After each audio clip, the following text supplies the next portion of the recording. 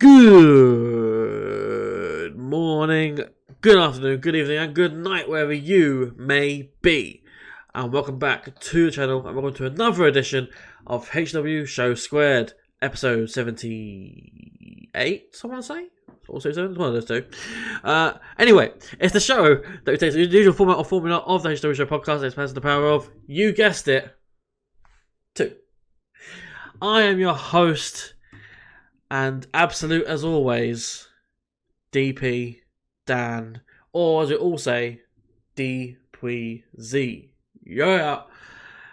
And I am joined by the everlasting co-host, the absolute one himself, Mr. Impact Craig. Craig, how you doing? You know me, it's that M-I-C, Craig, aka Mr. Impact. I'm all good. I hope you and everyone watching is well. Are well as well. Yeah, let's go for that. I haven't slept in I don't know how long, but yeah. NXT was certainly interesting.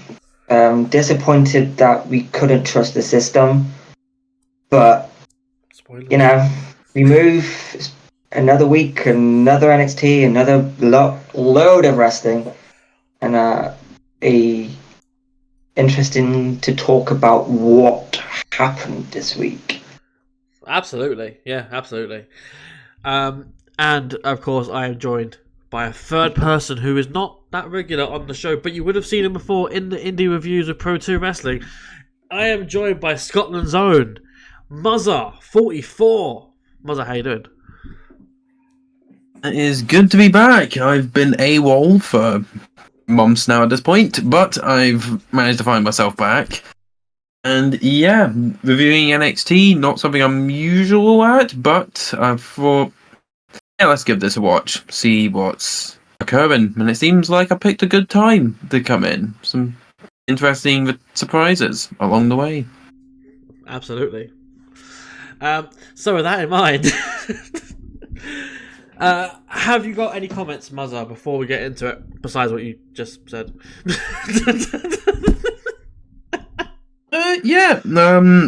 The show as a whole, I enjoyed it, I do have my negatives. Most of them I think are ones that other people have agreements with, but there's some positives as well, so we'll see how it goes. Fair enough. And Craig, any comments to make besides the one that you just made earlier? And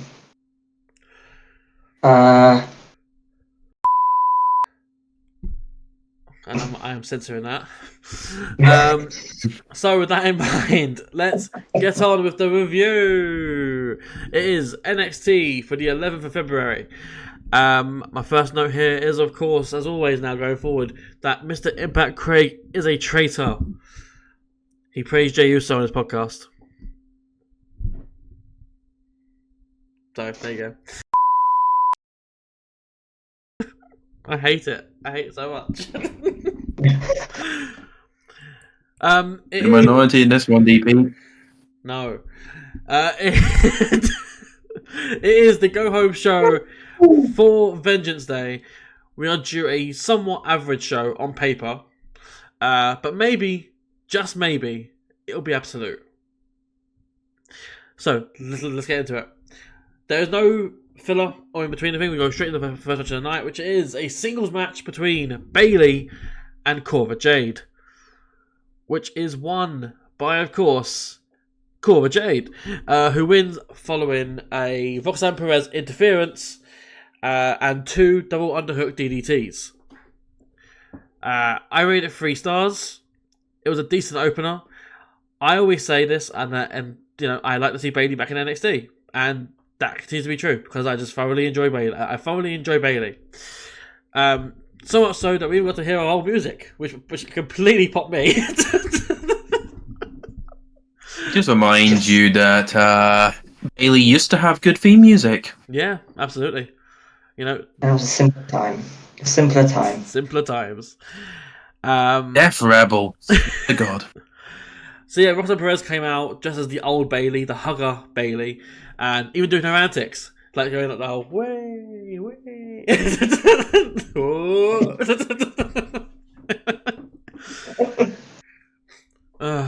She does that. And now come to Cora Jade, who is getting better in ring from what I've seen of her over the last few weeks.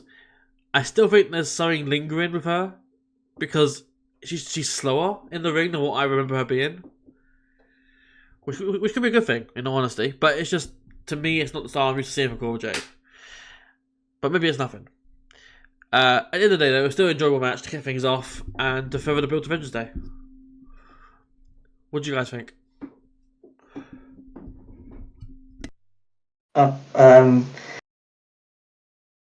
Yeah, I really enjoyed it.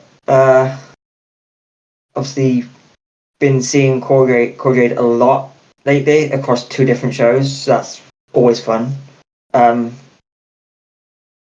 on NXT, always happy to see Bayley on NXT. Yeah, it's as I said, it was simpler times, it was the best of times, but yeah, I did enjoy this match. I'm picking up on what you said, DP, about Cora being a little bit slower than I guess we used to. Yeah. I imagine that has something to do with her injuries, because obviously I know it can happen. We've seen it happen to many people who have had to slow down because of injuries to especially to the knee and the ACL and stuff. But I really enjoyed it. The Roxanne coming out to Bayley's music popped me huge. I haven't heard it in years, and I haven't been able to stop singing it all week. I wish they played more of it, but I respect Roxanne so much for that shithousery. Yeah. That was fantastic. Yeah. It's great heel work as well. It was so random, but so good. It was fantastic. In the last 2 weeks of NXT, we've fandangoed, and now we've heard Hugger Bailey's theme. What's not to love about that? Mm-hmm. It was really well done. I mean, I kind of had a feeling after what Bailey said last week that we were going to get the result. Imagine we'll get to what Ava said in a bit, but I always not heading that way. But yeah, I thought it worked really well, and the exchange of looks between Cora and Roxanne. Yeah, I'm good with it. Really well done. Really well done.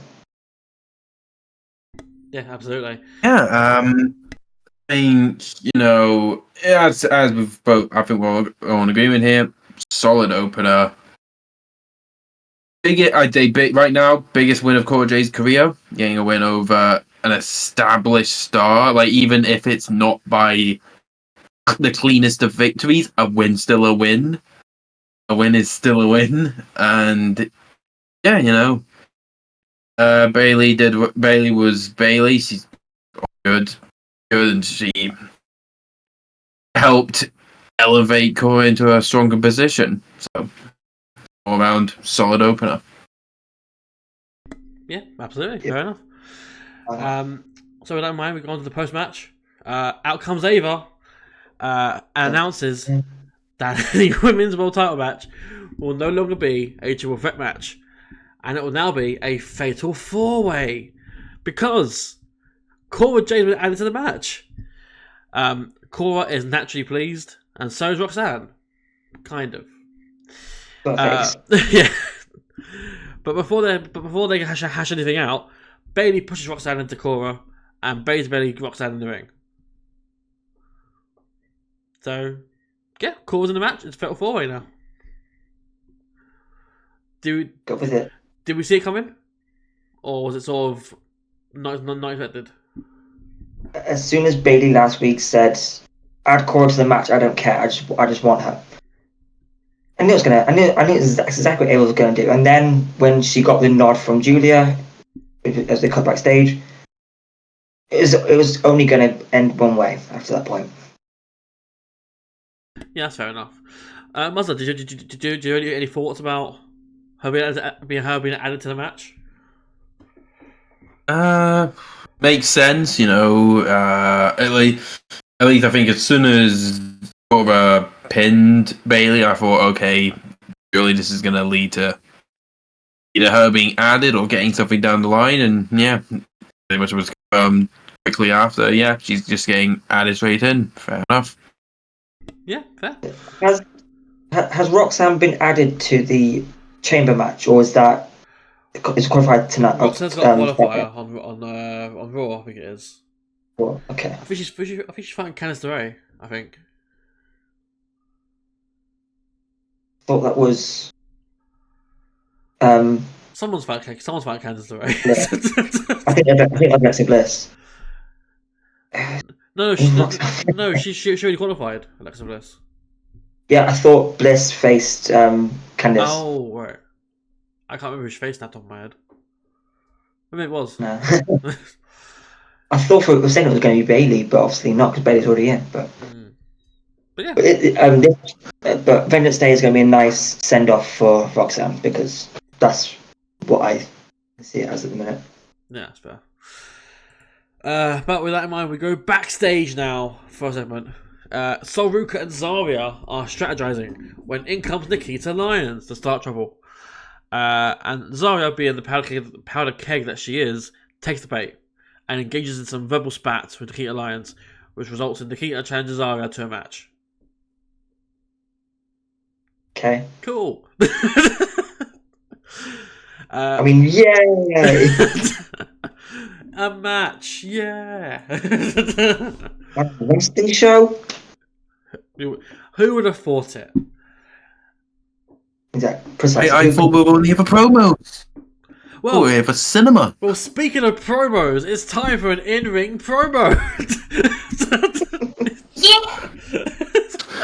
It is your men's world champion, Oba fucking Femi. Who? The ruler. I didn't see a ruler. Pointing. Oh, it's the other kind. Oh, okay. Yeah. So, he recounts his upcoming match with Grayson Waller and Austin Theory, saying it'll be a handicap match, but their clashing egos will get in the way, and they will fight over the world title when Oba's down. And after that, here comes A-Town Down Under. They say that Oba's attempt to split them is too late. They're a unified unit. Grayson's jumped off ladders, he's hit elbows through tables, and nearly missed his entire career ever he's been. Austin goes on to praise Grayson as well, including to say that Grayson will help him win the NXT Men's World Title, which raises an eyebrow from Grayson. Grayson returns the favour and bigs up Theory about how he always wanted to be a WWE superstar and he's done it, and how he settled up with Gargano. Shout out to The Way, great group in NXT. And now he'll ride shotgun with Grayson as Grayson becomes the new NXT World Champion. Tensions rise between the pair of them, and Oba stokes the flames. Grayson wants his name in the spotlight, and he'll do whatever it takes, which includes, and also he cuts him off there, includes what? And he mentions how he's now won the world title. Grayson interjects to fill the gaps about how he won the US title and beat John Cena at Mania, but that he's tired of hearing that same story over and over. Theory fires back by saying Grayson wouldn't understand because he's never been a singles champion. Grayson says that he remembers Theory being a cheerleader while Grayson pulled down the tag titles at Mania 40. They fantasize over what they're going to do to Oba, and then Grayson says that he's walking out of Vengeance Day as champion. Theory then gets physical and pulls back Grayson to swing, tells him to swing. And Grayson does swing and hits Oba. It was a trap the whole time, and they worked together. And they went together to beat up Oba and lay him out. Oh, that was a segment, wasn't it? There's a whirlwind of emotion there. I think it's good, but it's the same formula that we've seen over and over again when you have a tag team in a triple threat match for a singles title. I mean, it makes it obvious on who's going to win. I mean, the result's probably not going to be in question, but yeah, obviously Grayson Waller, right? I was saying Austin Theory. Oh. Have you guys seen Waller's social media recently? Not recently, no. He posted a picture of the triple threat. Can't think it was. I want to say Survivor Series or No Way Out. John Cena versus DX, where at the start of the match, Shawn Michaels superkicks Triple H, and you put tape study is very important, which I thought was really well done. It's simple but effective. Yeah. I really like Grayson Waller, and believe he should have at least been North American champion before he left NXT. It's insane to me that out of everyone who came through NXT, especially the 2.0 NXT, that Grayson is one of the few outliers who never won a singles title. Because at the time, it was like everyone was getting something. Like yeah, like, literally everyone. I mean, at the time, even Mello's hype man was getting a title. Yeah, so it's just weird that Grayson got nothing out of it. Especially that he won the Iron Survivor too. Grayson. Which is even more insane because, like I said, it should have at least been a North American title run because what Theory was saying about Waller, I completely agree with. Like, Grayson Waller, he's a really good heel. And you don't get that type of heel that much anymore. So the fact he's just taking the piss a little bit, making little jabs. Yeah, he beat Johnny Gargano for crying out loud, didn't he? I feel like he did. I think he did, yeah. Liver. I feel like he did beat Stand and Deliver. So sorry, no, yeah. But yeah, so he should have just had something. I mean, you can't forget that he's also beat Cena at Mania. Theory. I'm talking about Grayson Waller because Grayson Waller is the better of this team. Well, you mentioned one, you mentioned the other. You know, they're a unit. You know, they're a package deal. I couldn't give two shits about Austin Theory. Never liked him. So even before he came to WWE, I didn't like him. Wow. I mean, I went back and looked into the history. Grayson lost to Gargano at Stand and Deliver in an unsanctioned match. Okay. But Waller did beat Gargano in a singles match on SmackDown. And Waller was tagged. On SmackDown? I think this was a preview to them DIY winning the tag titles. Right, okay. It is. Yeah, I want this team to break up already. It needs to happen. But I want Theory to turn on Waller. Because I don't want to. If Theory turns on Waller, then I've got more of a reason to dislike him. Yeah. I don't know. I don't mind the team, honestly. What are they really doing with them? Well, yeah, but that's more a booking thing than it is a them thing. Yeah, completely. It is complete down to the situation they're in, and how who's in control of the pen. But this will give them something else to do other than losing to whatever tag team are coming up to the roster. Yeah, and I'm looking forward to this match, but the similar problem with NXT in general for me, and I'm sure a lot of people, this match shouldn't be the main event of Vengeance Day. Yep. But it's probably meant to be. Yep. Muzza, what did you think of the promo? Yeah, decent enough. Sets the story straight. That the story is mainly about can A-Town Down Under get along in this match. When the answer, it's as I think I previously stated, I don't think the result is in doubt. But I think it's it's the one thing I will say is it's pretty showing that there's a bit of a lack of depth in the main event scene for challenges for Femi when you're having to bring down Waller and Theory from the main roster. Not that there's an issue. Waller's great. Theory is Theory. But, I'm sure the match will be... I'm sure the match will be good. We've seen what Femi can do in triple threats. I think was it not him? Yeah, him, DpuizY and Briggs. How does that look? Classic. Mm-hmm. Yes. I'm sure maybe... Yeah, we won't get to that extent, maybe, but I'm sure it'll be good. Yeah, I mean, that was my match of the year last year for NXT. Yeah. Yeah. I mean, can't imagine. You've got the Josh Briggs of the trio in Austin Theory. Wow. They are similar in more ways than you think. So who's DpuizY in this one? DpuizY's Waller. And Femi's Femi. Fair enough. Feast your eyes.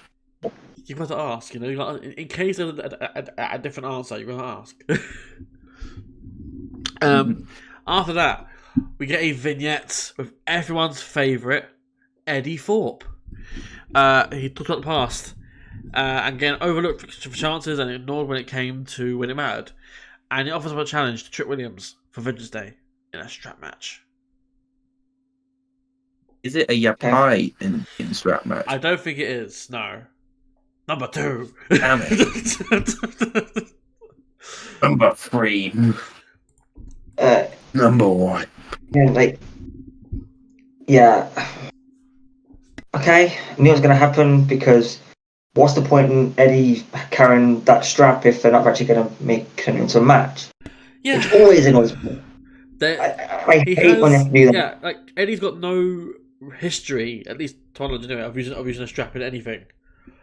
Like, he used it last week to attack Trick, and it was like, okay, right, so we're doing it, are we? I really despise when they have to do that, like, to have to force it. I don't like how I'm carrying this, so it means I have to use it in the match. On camera still chair. It feels. It just reminds me, not to this extent, because it was awful when they set it out. It was TNA like 2015, I think. The Hardys, the Wolves, and Team 3D were feuding. They had a scrap in the middle of the ring. All jumped out of the ring. The Wolves got a chair. The Dudleys got a table, and the Hardys got a ladder out. Just for a fight. Just a scrap. So, like, just no. It's reminiscent of that. It's like the Punk thing as well. But at least the Punk and Drew thing made more sense. There you go. Yeah, it made a bit more sense, but because they were literally feuding over a bracelet, so they had to get a bracelet on there to attach each other, so But, alright, let's see if Trick accepts.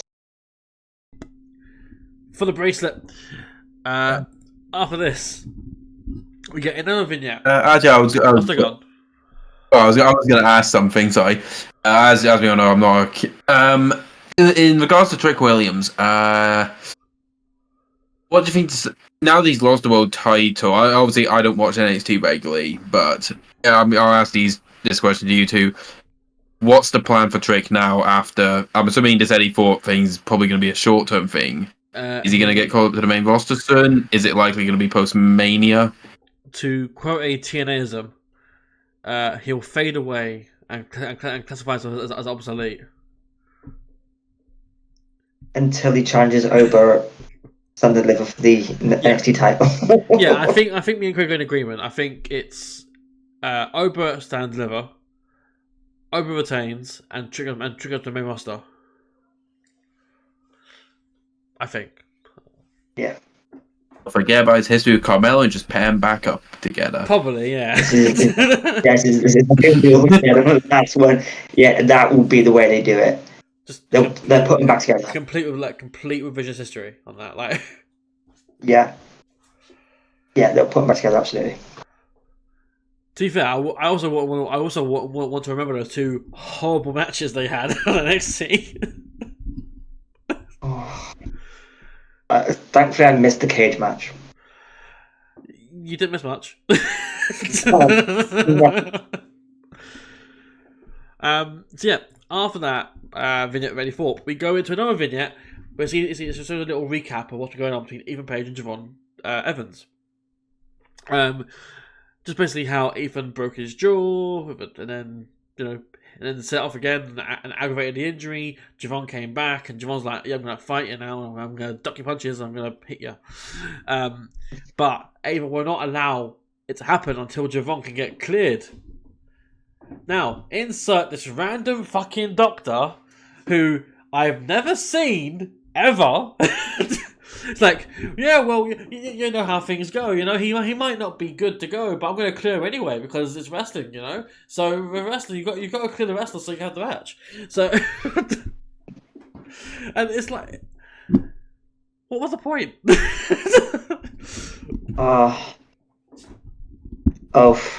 Remember that one meme that got over in the early 2020s with that one guy that did all the infomercials, like the Fortnite infomercials. Oh. And I think he showed up on WWE one time. Would have brought him back. That would have been a nostalgia pop.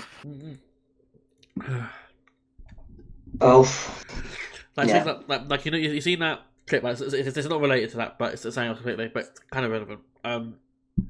Chelsea Green posted on social media where she was in the locker room somewhere with someone. I can't remember it was, not on my head. But as she was leaving, she found a cardigan in the locker room, and she's like, "Oh my! I haven't seen this for like 13 years." Because she was the therapist for Kane and Daniel Bryan back in that 2012 or whatever it was. Yeah. It's rough. You should have done a wedding dress. Yeah. There was a better way to do that. Yeah. Yeah. I mean, they could have just gone to the medical room and Trick stand next to Ava and then Trick has the doctor to tell Ava what they said, and we can clear him, but he may not be able. If he gets hurt again, he'll be out for it. He'll be out for however long. That was just awkward. And that was more or less what it was, except they gave camera time to this random doctor who was like, "Yeah, well, how things go. He's not safe to go, but I'll clear him anyway." And then it goes from that to the office of Ava, and she's with Javon, and he's dead set on doing a match. He doesn't care. He can talk normally now, so his jaw is clearly recovered. Ava warns against it though, but Javon's like, "No, I've got to do it." So Ava gets him to sign a waiver. That just happens to be there. Yep. So what was the point in getting the clearance? It was sign a waiver anyway. As we all know, WWE don't want to be sued right now. The whole point of the waiver is to avoid legal responsibility in the case of injury. So that would mean that you don't need to get medically cleared to sign a waiver. This match should have been an unsanctioned match. Yeah. But also on NXT, not on Vengeance Day. It's big enough for Vengeance Day. I'm not against being on Vengeance Day. I think it needed something like that. But yeah, this match should have been unsanctioned, because what was the point of this whole rigmarole of going through clearance and then turning waivers and just make it unsanctioned. That way we cannot be sued, because if they agree to it, it's unsanctioned. Yeah, literally. Sorry, Muzza, what are you saying? I don't know. I don't know about making an unsanctioned match. I just feel like unsanctioned matches should be reserved for main events, and as far as I know, I don't think Javon Evans and Ethan Page is the main event. I mean, But that's just my. it would be of a TV episode. Well, I'm trying to think of an unsanctioned match that main evented. Even there's one. My favorite match is an unsanctioned match. Triple H and Shawn Michaels at SummerSlam 2002. That didn't main event. What main event? No, because that was Rock and Brock. Yeah, nor did Waller and Gargano. That wasn't main event either. Yeah, not many of them do. I just realised that Muzza's camera is frozen. It's the weirdest smile. It's buffering on my end. Oh, it's frozen on my end. It's just him grinning like a fucking just a cat. Hey, there he is. Yeah, I'm all right. Technical issues, always on point. Always on point. So yeah, after all that, we get into the next match of the night. It is the second match of the night. It is a triple threat tag team match. It is the NQCC, Tavian Heights and Miles Osborne, Hank and Tank, and Josh Briggs and Yoshiki Inamura. Who would win this, of course? The one team that they've been building here, out of the three of them. It is, of course, Briggs and Inamura who win following a lariat and splash combination onto Hank Walker. I rated the match 3 3/4 stars. This was exactly the kind of match I wanted from the tag division. I was slightly worried that they were stagnating a little, with Fraction being the main chance, but not really any like high level teams to come in to sort of take them down a peg. However, like seeing this match here has like sort of restored a little bit of faith in me. It was 6 bigger men as well. Like, so in what should be generally quite a mess of a match was actually a good sort of clusterfuck of a match. Like, and it worked big time. It went about 12 minutes, and I wouldn't mind if it went longer. I enjoyed it a lot. Just big meat, just big meaty men. And Miles Osborne. Meat. And Miles Osborne. Meat. And Osborne, yeah. First time seeing a lot of these. First time ever seeing Hank and Tank. I assume their gimmick is just their frat boys.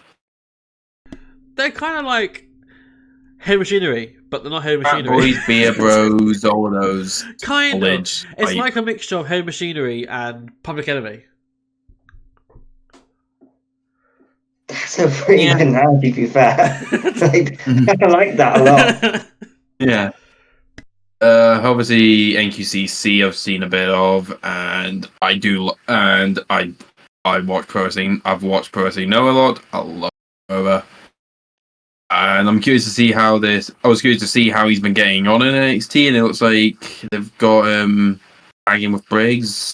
Yeah, it seems like Briggs and Emma. I think they faced off in Noah, so they've got a bit of history, and yeah, it was just a fun, chaotic brawl of a match, and I very much enjoyed it. Yeah, love this. This is my kind of match. Just a bunch of big men and Miles Bourne just doing anything and everything, and it was excellent. I had the tag champs watching on, and it just added a bit more to it. That the importance of this match, that basically whoever wins this is the next number one contender. It wasn't official, but whoever wins this is the next number one contender. And my goodness, it was just. I don't know how the referee kept track of who was legal, because I'd lost count at least 4 times of who was the legal member of the match. Just,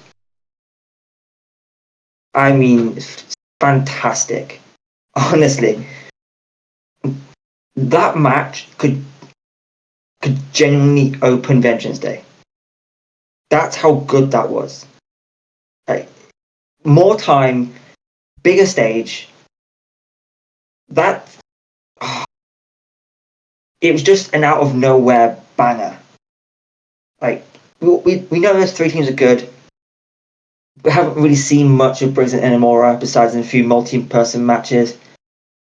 And then, obviously, NQCC challenged recently. Hank and Tank are yet to get their real opportunity. So it was just nice to see them all getting some real time, not an enormous amount of time, but enough to be able to put on that kind of match just in the middle of the card. Yeah. Like, out of nowhere, mid-card match, and for those three teams to go out and do that, it might be one of my favourite TV matches of the year so far. That's absolutely fair. Yeah. And definitely match of the night. we will get to the rest of the card soon. But yeah, don't forget that Taven Heights and Osborne did challenge for the test titles, as you said, at Deadline. And that was I think for me it was like second match of the night behind the Women's Night Survivor. For me it was match of the night. Oh, fair enough. Yeah, for me it was second behind the Women's Night Survivor. But yeah.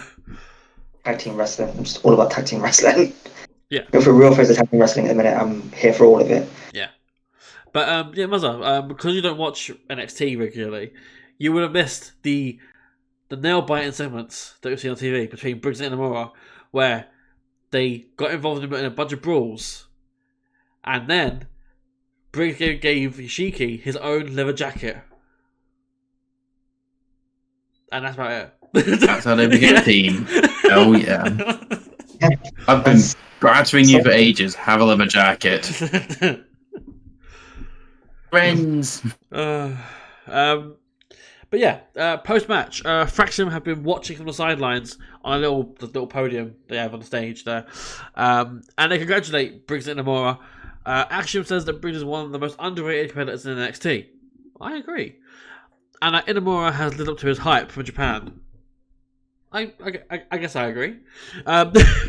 Fraser continues to say that Briggs and Inamura wanted the title match, and now they've got a problem because they got it. And I'll see it at Avengers Day. And what I can see being a very good opener.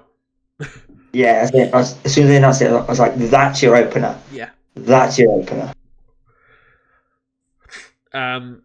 After this, we go backstage. The family, now including Izzy Dame. They're here.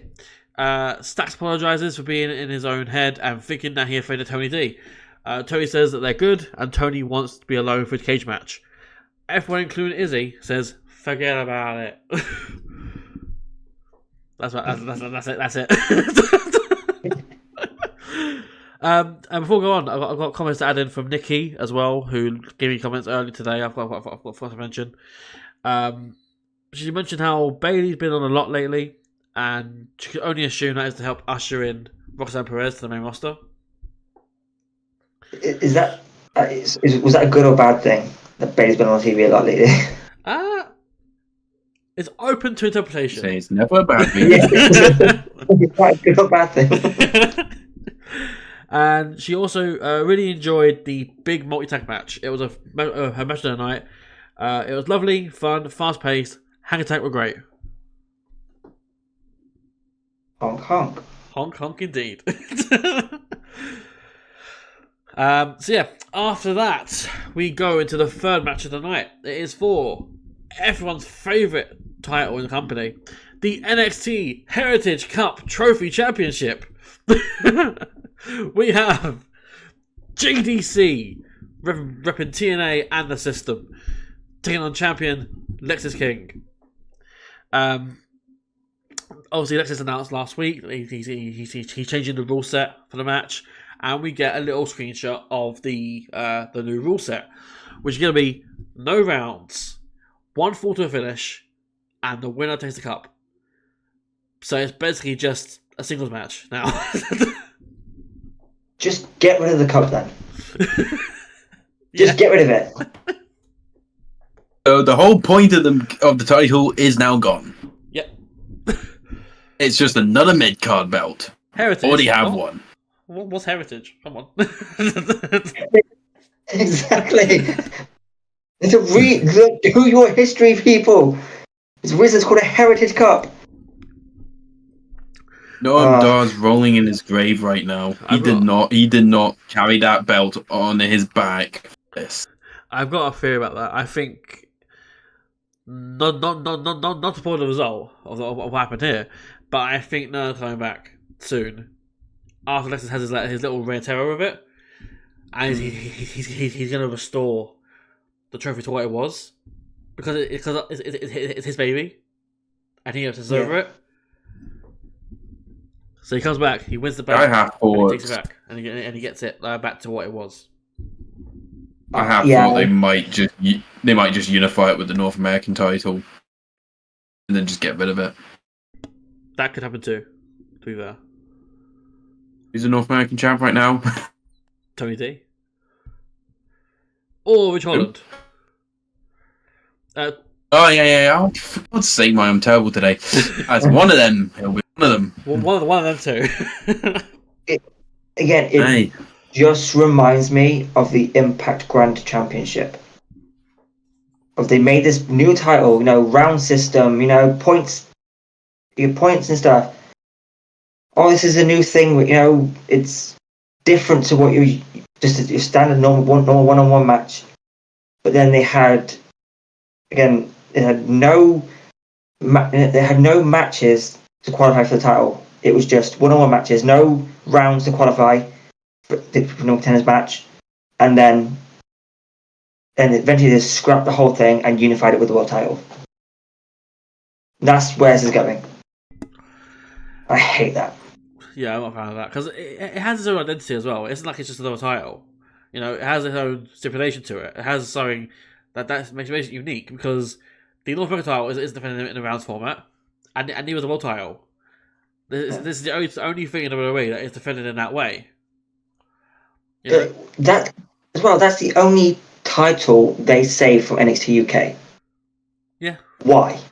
If this is where they were going to go with it, why? Why that one? You've got so many incredible looking titles, and this is the one you choose to keep. Yeah. Just to have it there. And it doesn't make any sense. Just to put it into perspective as well, penciled in Mike, who is the biggest Lexus King fan that we know, has said that he's fallen out with Lexus now because of the fucking rule changes. But is Mike still hopeful about this? We don't know. That's if Lexus King changing these rules has removed Mike's hopefulness, then strip Lexus of that title now.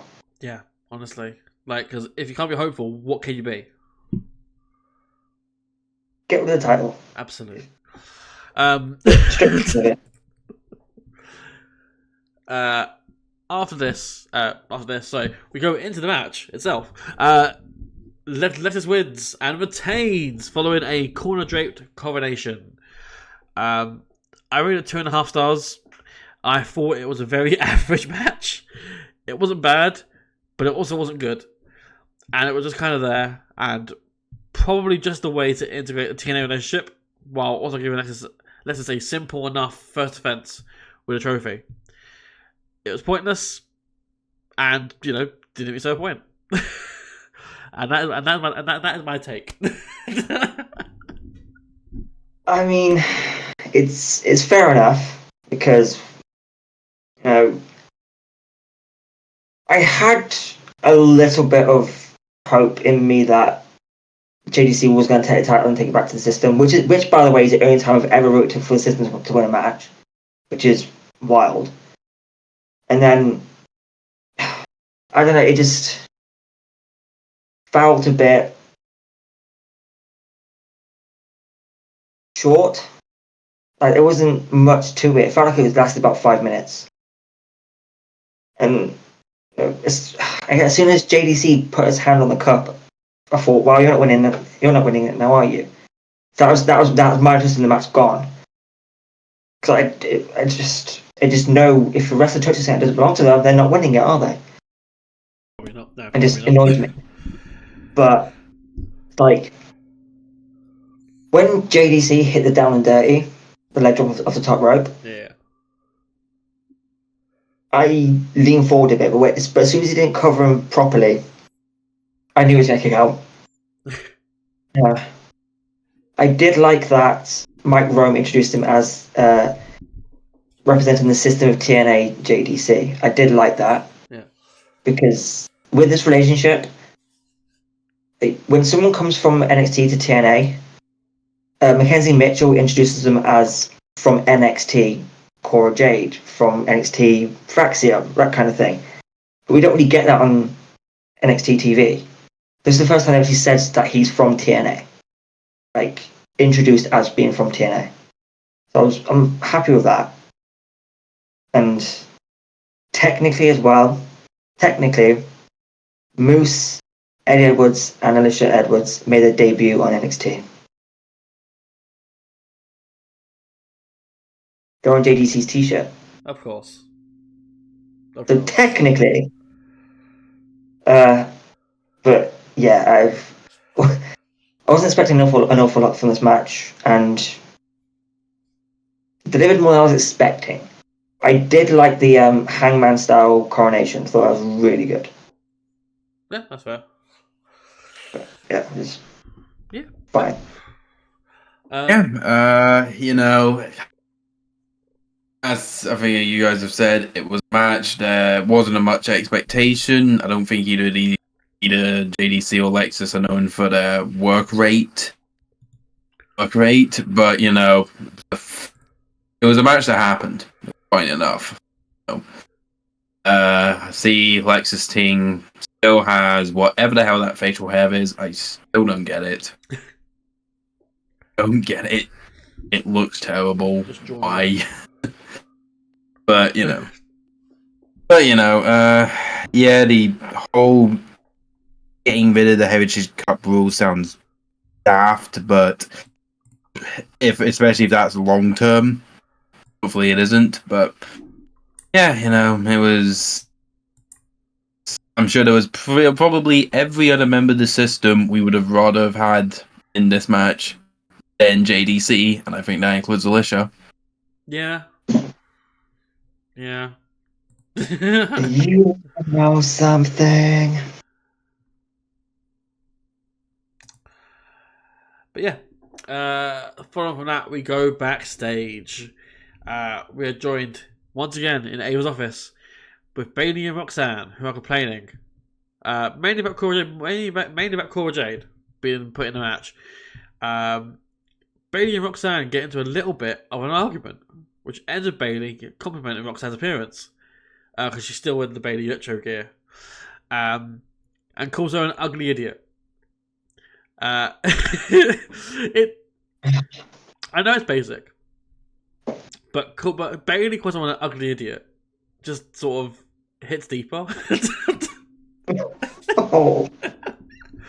It's basic because it's her saying it, and she don't curse. Like it's like it's more meaningful than it actually is. Okay. The best way to look, you ugly idiot.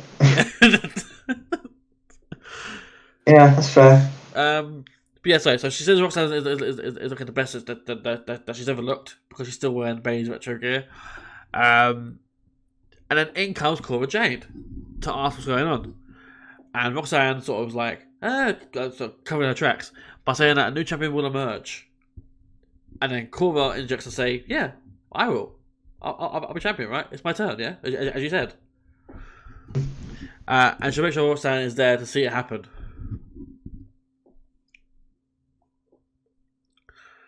Alright. Yeah. Let's go. I'm not convinced, but go for it.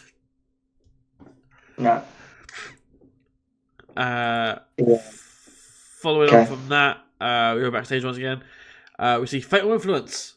They're hanging out when they're confronted by Kalani Jordan, who comes out of nowhere, demanding a title shot against Fallon, because Fallon hasn't faced this new Kalani.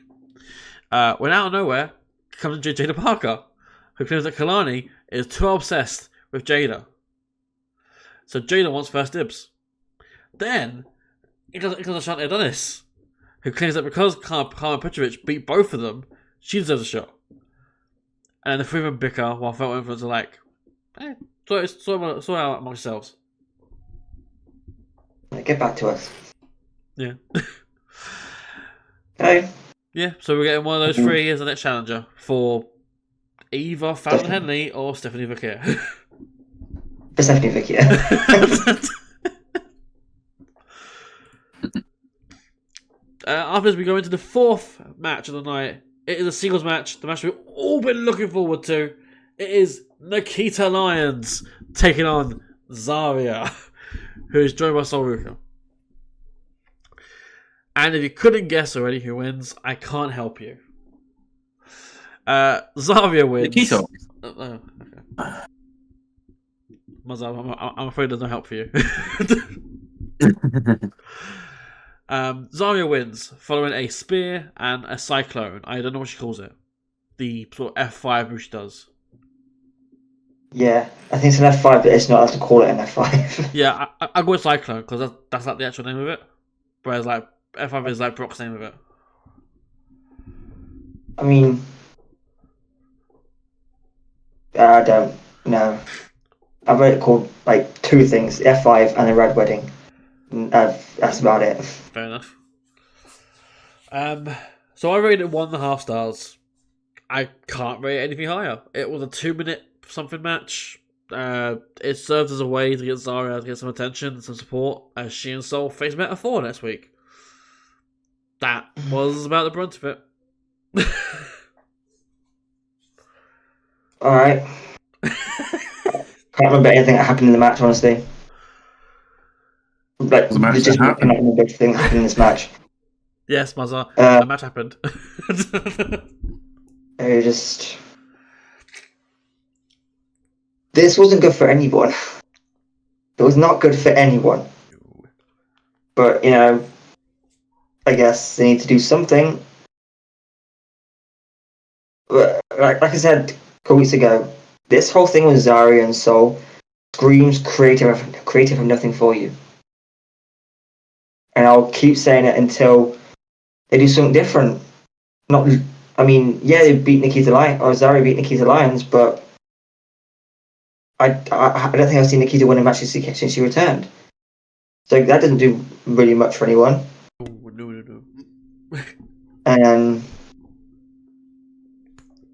And okay, it's going up against Meta 4. They're probably going to lose that one next week. And if they do, what after that? Yeah. Did the women's tag champs come down again? to give them something to aim for, because beyond that, it's kind of just stuck there, not able to do much because the limited time they're getting on TV. Yeah,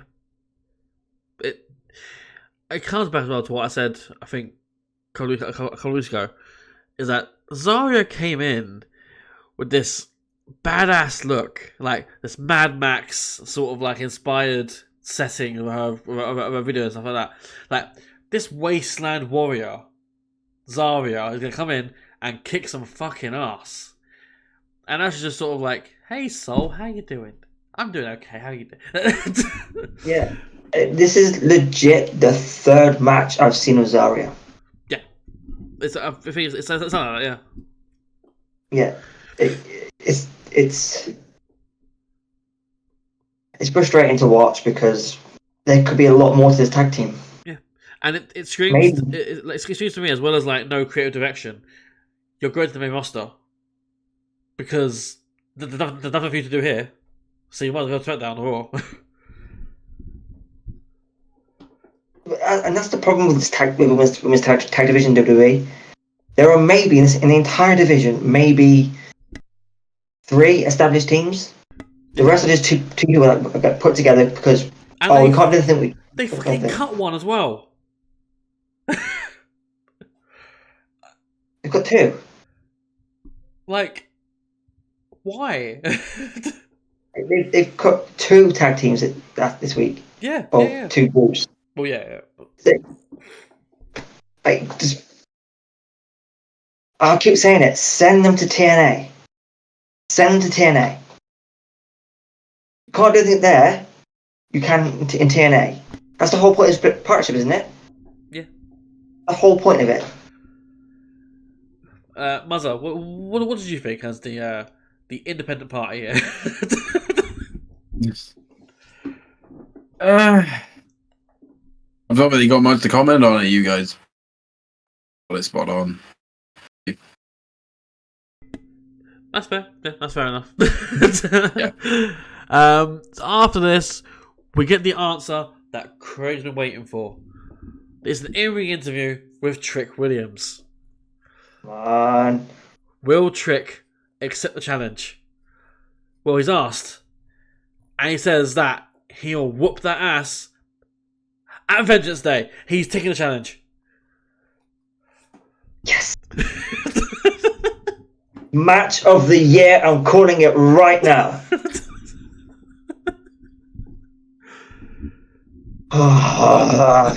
Can't wait for a pointless match. That is a very obvious result. Cannot wait. And he thought win. Yes. Is it a Or a Young Lions Cup winner. Or is it just like pin to win? I assume it's 4 corners because that's the way it always is, right? Oh, you know. Will there be lights though? It'll end with Eddie doing 1 corner and then behind him Trick 1 corner. Eddie 2 corner behind him. Trick 2 corner. Eddie 3 corner. Trick behind him 3 corner. Eddie goes for the 4th one. No, turn around, kick him in the face. 4 corner Trick. Yeah. The crime time finish. Yeah, yeah, it is. Brooklyn. So yeah, after this, we get a breakdown of the Vengeance Day card as they do before the main event of all time. To cut down the matches, what happens, and suddenly we hear a voice, a mystery voice, saying, "This feels right." And then it cuts away to the crowd going. Let's say the crowd's not resident at first. You see someone in a white vest standing at like the top of the ramp, but not the ramp, top of the like audience area. And as it zooms in, you're like, "Oh, that's and then the crowd are like, "Oh!" It's him. It's oh my god! He's here. Do you know who that is? As I said, Who, the crowd are chanting a name. They're chanting a name, and he goes, chanting? "You obviously know who I am." Yeah, say it. Hey, Or you know. Or... hey, Bubba Ray. Do you know his name?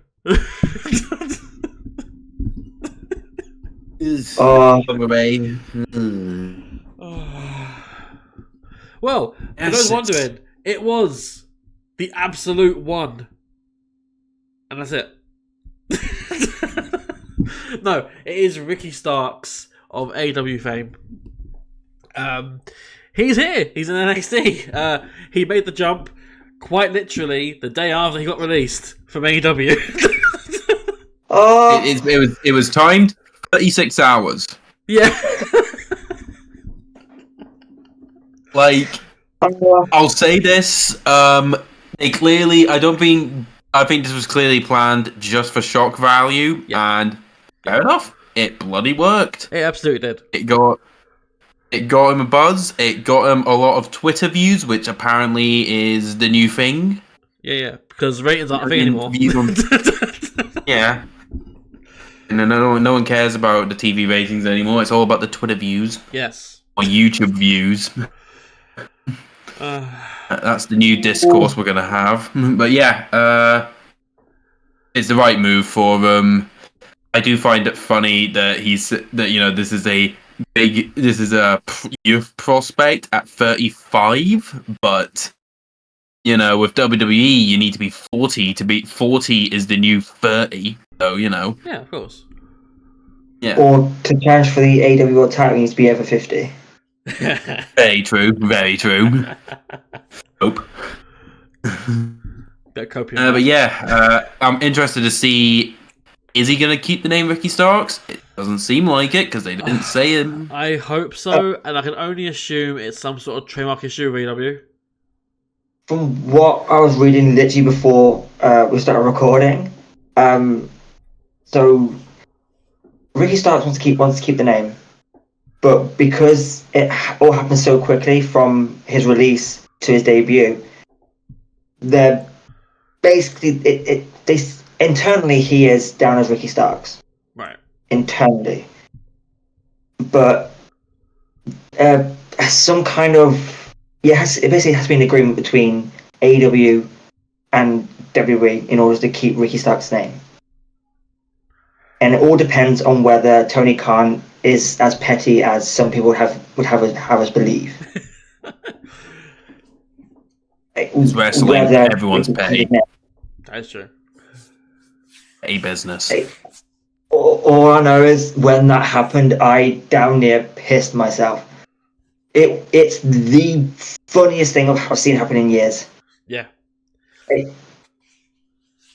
Just over 24 hours later, I was half expecting Ricky Starks to walk out saying, "You know who I am, but you don't know why I'm here." It was going to be. I wanted that kind of thing. I'm here to promote Australia Grand Slam. Yeah, NWO invasion like Scott Hall. You know who I am. Yeah, exactly. You want a war? Yeah. You know who I am, but you don't know why I'm here. I wanted that, but it's the fact that I knew the Gremlins online were going to lose their mind. Yeah. And I wanted to see it. Yeah, I did too. I had to see that. And of course, it's already happened. Yeah. Of course, it already has. Like, I mean, people saying all sorts about him. yeah. Like, you knew this was going to happen. Ricky Starks wanted to leave years ago. Yeah, true. Well, yeah. Like, I mean, according to reports, he fell out of favor with AEW because he was with Cody at Mania. Like, what? Do you honestly believe? Got on those dirt sheets. Did Wrestling journalism is an oxymoron. That's all I'll say. That Ricky Starks was happy at AEW. He'd asked for his release, but AEW are saying no to releasing from his contract. But did they really think that AEW saying no was going to stop Ricky Starks from wanting to leave? The internet is an insane place. It's amazing. He wanted to leave. You can't. If you are at work and you want to go because you know you get a better paid job somewhere else, but your current boss says no, and you have to stay there, not even work, not work for months. Do you really think you're going to want to be there? Of course, it was going to happen, and it happened just over 24 hours later. Yeah. Like, it's insane. It is. But I was really down about that. It is really, I think, one of the quickest cases of someone being let go of one company and then jumping to another. And It has to be. it's like, I think not since the 90s. Where you maybe look up. I feel like Rick Rude doing it in '97. But that was pretty taped. But yeah. I think it's pretty close between Ricky Starks and Jeff Hardy. Like, that's quite close, I think. Jeff Hardy showed up at TNA. While you guys are talking, I looked up, as we know, WWE trademarked 12 new ring names. So I wonder which of these new ring names will be potentially Ricky Stark's new name. Oh, I wonder what it could be. We've got a Siamese Griffin. He's Jameson. Bill London. Harley Riggins. Could you imagine? Summer Sorrell. Could you imagine? Jax Presley. Mason Holiday. The absolute one. Darko Hayes Knox. Jameson. Jameson. Why am I thinking Mason Holiday? Mason Holiday. Masyn. Mason Holiday. That feels like Ricky Starks, but then again, No, you know what? It'll end up being a Siamese Griffin. Harley Riggins is the one for me. Or Starry You Rick. got one for Summer Savell. Oh, but of course it can't be True London because Jordan Grace has got dibs on that one. Oh dear. Oh, it's amazing. But yeah, Rick Starks is now in NXT apparently. What if the name Mason Holiday is for the one and only Billy Major Gunn. Ryan? Oh. The return next to Could you Ryan. imagine just this massive jacked up Welshman like? What if Mason Holiday is actually going to be the name for their unknown signing of what's his name from MLW? I think he was in MLW. He was in the Dynasty with MJF. Oh, Hammerstone. No, other guy. Richard Holiday. Richard Holiday. Oh, That's Holiday, it. sorry. That's what I was thinking. Like, That's it. Hammerstone's He's signing and he's changing his first name to English. Mason Holiday. Yeah, but why is it Mason with Y?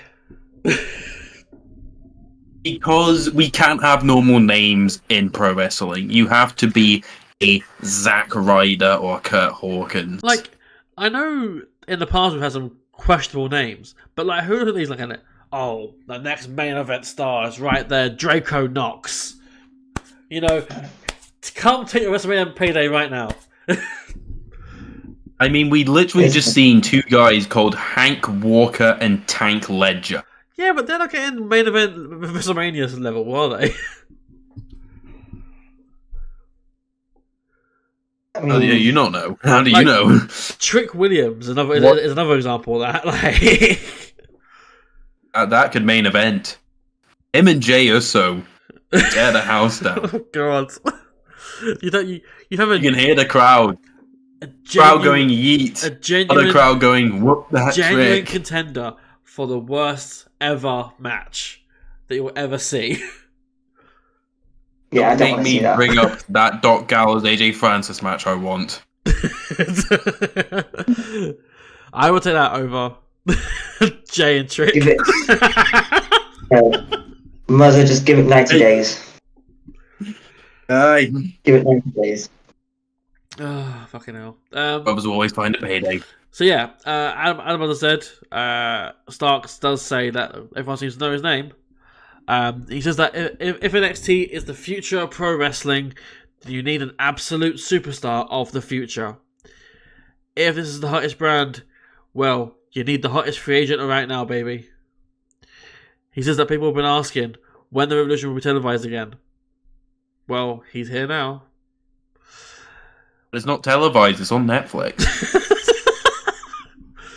In America, it's on CW network, so technically it's televised. That's amazing. Revolution is streamerized. Yeah. Someone edit that to put in as the AW if you want to do that. That'd be fucking brilliant.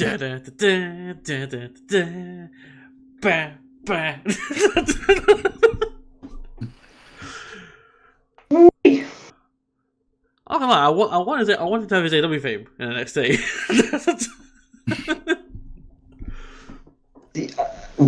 Genuine with Ricky Starks, like when, like, because first time I saw him was in NWA. I was TV champion, not TV champion. Yeah, that weird looking bout. Gift of gods. No, thankfully. It's W? can't remember. It was the title was held by Willie Mack, and then they stripped him of it because he signed for TNA. But yeah. So I remember him holding. That was TV title. It was a TV title. Yeah. He lost it to Zicky Dice. I remember that. What a name. This guy I'm a TNA legend. should have been tag team champion with Johnny Swinger, and I'll like the swinging. I call them the swinging dice connection, and that's what it should have been. But You missed myself, Johnny Swing. yeah, it was just, and then I kind of wanted him to either go to WWE or come to TNA, but he chose AEW, and it is the pattern of AEW, and it's fucking frustrating to see. Of they sign someone whose heart and know can go as far as you let them, just for them to get a push, and then a few months later, off you pop. Say later, you can be in this group, you can do that group, you can go on, you can be on Rampage, or you can be on Dark when it was about, or you can. Oh no, I can't use now, so just go into Ring of Honor for us. Yeah. And it's really frustrating. I'll keep going back to Deonna Purrazzo. Deonna Purrazzo is the one because she is a top level star, and she's in a tag team with no division and no tag titles, but fine. So it's just. I'm glad Ricky Starks is in WWE because he is good enough. Yeah, he's absolute. Yeah, he is. He is. I rate Ricky Starks. I'm excited to see what they do with him because immediately I saw him with North American title. That's fair. I only have one criticism about Ricky Starks, and especially that I had for the AEW career as well. Is that he takes too much work from The Rock. His promos are very rockish. So is LA Knight, and he's over as hell. Yeah, true. But you get your own material. But with WWE, I don't know if you heard me say that. If I cut out, I'd say so does LA Knight, and I don't think anyone complains about LA Knight. True. I do, but with Ricky Starks, he's in their developmental center. He's at the performance center, where they will train that out of him if they don't like it. Yeah, true. Still, makes you wonder who else is making the jump soon. Like, obviously not MJF because he's signed for like 10, 50 years or whatever. Like, but like Jack Perry, perhaps. I don't see him having much life in AEW now. You think he's going to join the same company as CM Punk? Oh, I don't think so. Yes. Please. I want to see that, please. Like, WWE would absolutely make that happen. They would. Jack Perry's size. Jack Perry's size would be his issue. Like, I know it's not Vince's company anymore. Oh. Fucking small guy. Plus, they've got the footage of him at SummerSlam with his dad.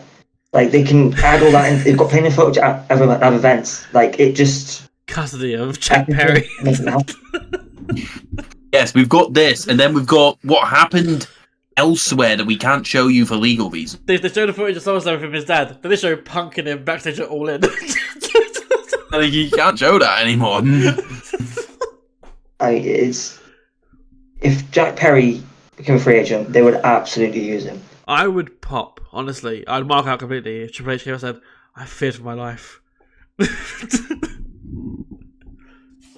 Best part is if we hear the old Jungle Boy theme music. I'd bar for that too. Yeah. But yeah. No, you'll get Death Rebel and you'll like it. Scapegoat.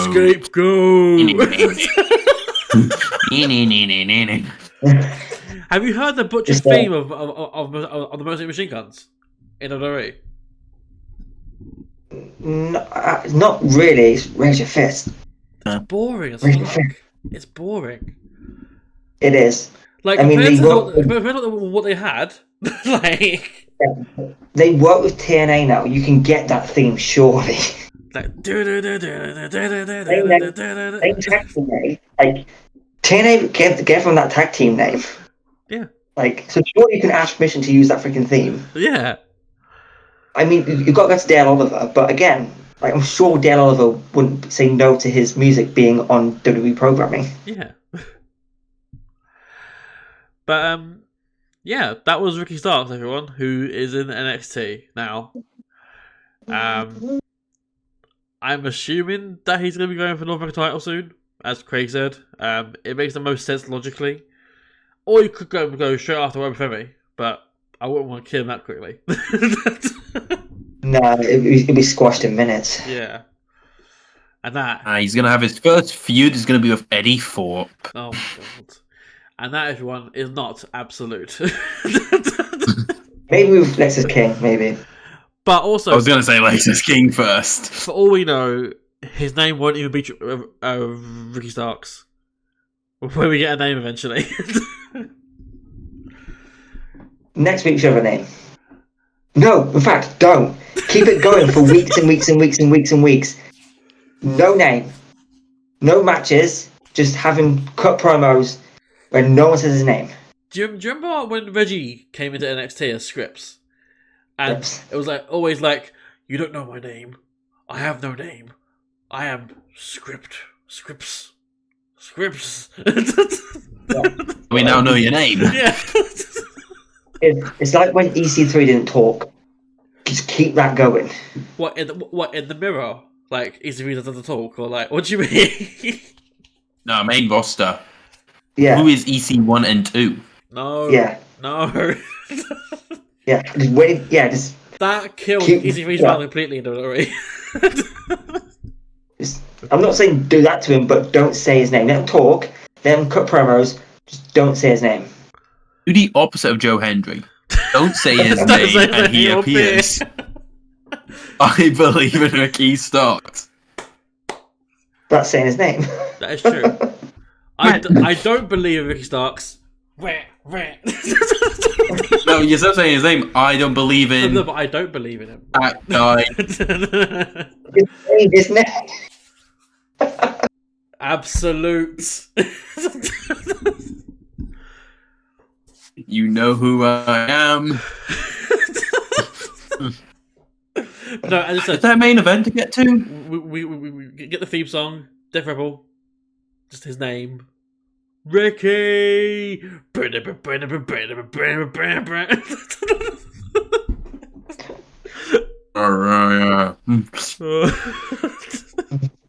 Oof.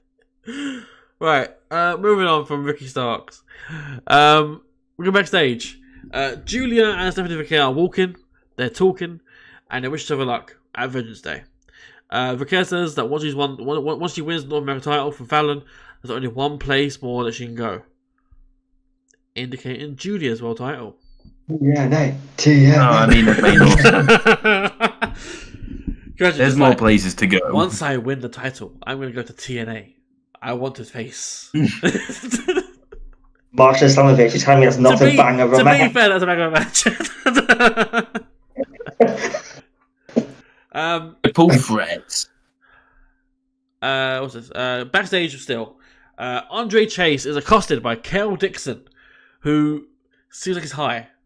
I don't know, he seems really high. Pre-gaming. There's some kind of party going on. And Kel introduces Andre Chase to Araya Connors, who, for those who aren't aware, that is Brogan Finlay. They invite Andre to go out with them. But Andre's not on a school night. He's not over Chase U yet. Ooh. You know, Chase is depressed, Fear's going crazy, Duke got released. Duke is in the abyss right now, and not the TNA wrestler. He's just in. Wait, he's just in. He's in Abyss? What? In the abyss. Hey, if Duke wants to come to TNA, he can reunite with his ex. I mean, there's like, I'm assuming you guys have seen his online posts, like his interviews. Yeah, I've seen bets. They're really good. Like, He'll do well. Only there was a stable of Australian certain company. A-Town Down Some Under. that don't kneel. A-Town Down. United Empire.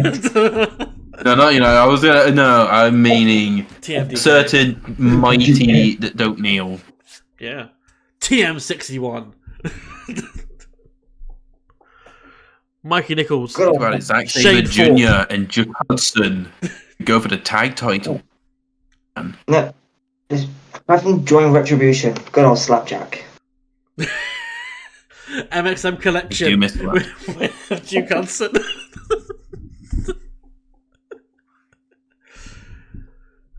Oh dear. How about Does Duke Hudson fit the system? TMD KXMM collection? Probably, honestly. That's not beyond the realms of possibility. Duke There's Hudson no is Fred Page first joining the class. system, so. No. After this, they replay Ricky Starks' appearance, and they still say his name, like, at all. They're like, "Oh, Booker, look who's showing up." I'm sure he saw. He was there. He wasn't away on the. He didn't go away to the toilet or anything. Like, I am. Maybe he did. Who knows? I really thought if anyone was gonna slip and say his name, it'd be Booker. What the hell?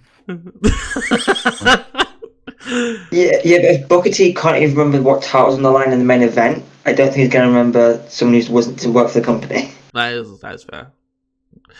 But speaking of, Is he in reality of wrestling? speaking of the main event, it is time for the steel cage match for the men's NXT North American Championship between challenger Ridge Holland and champion Tony D'Angelo. Now, for those of you who are wondering, there's no family involved. Well, he asked for the family involvement. And Ridge is by himself. This is a true one-on-one encounter like Ridge asked for. So with that in mind, will Ridge win and gain the title he so desperately wants? No. Tony wins and retains the Spinebuster. I rated 3 stars. It was a bang average steel cage match that didn't really need the cage match. Especially when you consider that they barely even used the cage. It was a wrestling match that was in a cage.